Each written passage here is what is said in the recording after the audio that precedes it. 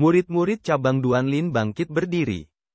Sebagai murid pertama cabang Duanlin, Zhao Jinhan bertanggung jawab mengelola urusan cabang. Karena para tetua sedang menyendiri, ia terpaksa memikul beban tersebut. Kakak tertua, haruskah kita memberitahu sang patriark tentang pemutusan teratai emasnya? Seseorang bertanya.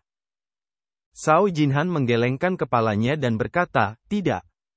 Kita harus menunggu sampai kita selesai dengan paviliun langit jahat. Waktu sang patriark hampir habis. Memutuskan teratai emasnya sama saja dengan bunuh diri. Cabang Duanlin tidak punya pilihan selain menggunakan cara-cara yang tidak konvensional agar bisa bertahan selama ini. Para pengikut inti mengangguk setuju. Zhao Jinhan melanjutkan, juga, semua murid cabang Duanlin dilarang memotong teratai emas mereka. Keberhasilan kita di dunia kultivasi bergantung pada hal ini. Malam tiba. Paviliun langit jahat terdiam. Di bawah paviliun utara, di tebing di tengah gunung, tiga tetua tengah mengagumi cahaya bulan. Aku benar-benar tidak mengerti bagaimana Master Paviliun melakukannya.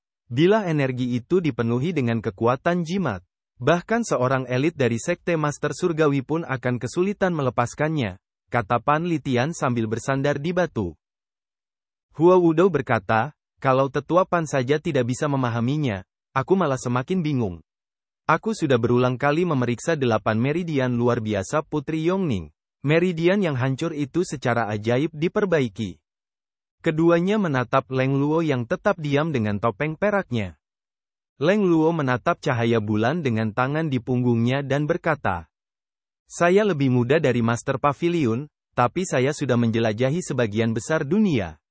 Saya belum pernah melihat teknik penyembuhan seunik ini sebelumnya.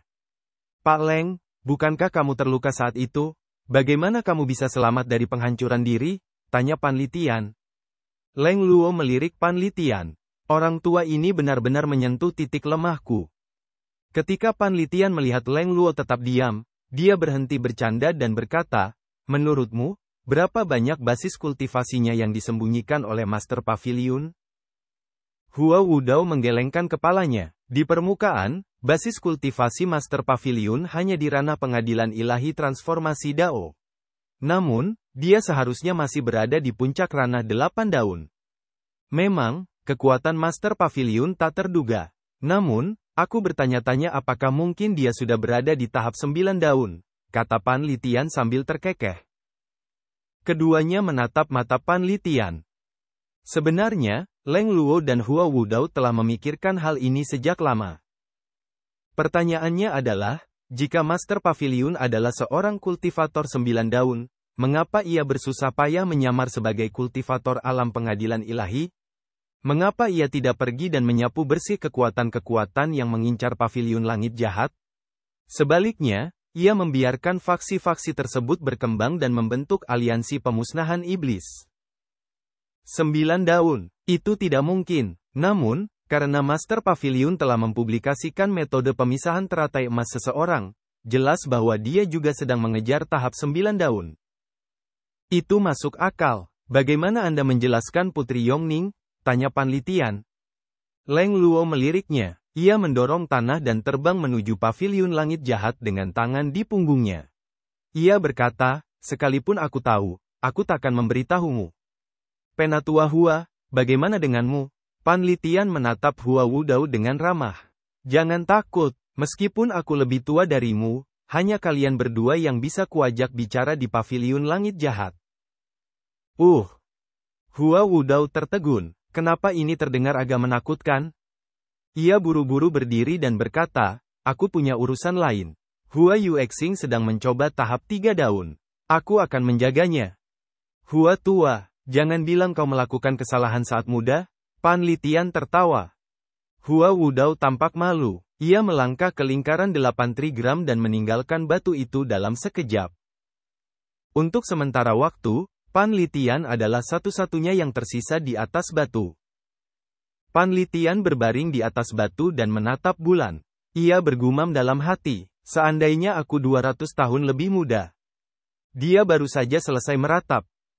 Suara gemerisik terdengar dari bawah. Berdesir.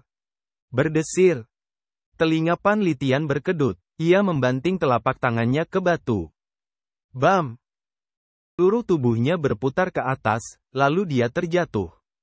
Sebuah suara berwibawa terdengar di udara. Dari mana pencuri ini berasal? Lalu, seekor anjing laut palem melesat menuju hutan di tengah gunung. Bam! Anjing laut palem itu jatuh ke dalam hutan dan menghilang. Suara gemerisik pun menghilang. Wah, cepat sekali. Panlitian melesat ke udara. Ia melesat melewati hutan dan menghilang dari pandangan. Meskipun basis kultivasi Panlitian belum pulih sepenuhnya, dan dia terluka parah akibat pertempuran dengan dukun agung, Bama, bukan berarti para kultivator dapat dengan mudah lolos dari pengawasannya. Berdesir. Menurutmu, kamu mau pergi kemana? Panlitian melemparkan botol labu miliknya dan terjun menuruni gunung secepat kilat. Namun, semakin tua semakin bijak. Ketika ia berada di kaki gunung, ia berhenti dan mengejar. Mencoba membujukku, aku tidak akan tertipu. Setelah selesai berbicara, dia bersiap untuk kembali. Pada saat itu, sebuah suara terdengar dari kaki gunung. Senior, mengapa kamu tidak turun untuk mengobrol? Panlitian sedikit mengernyit. Ia menoleh ke hutan yang gelap gulita. Siapa kau?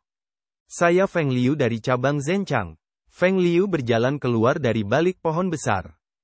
Feng Liu,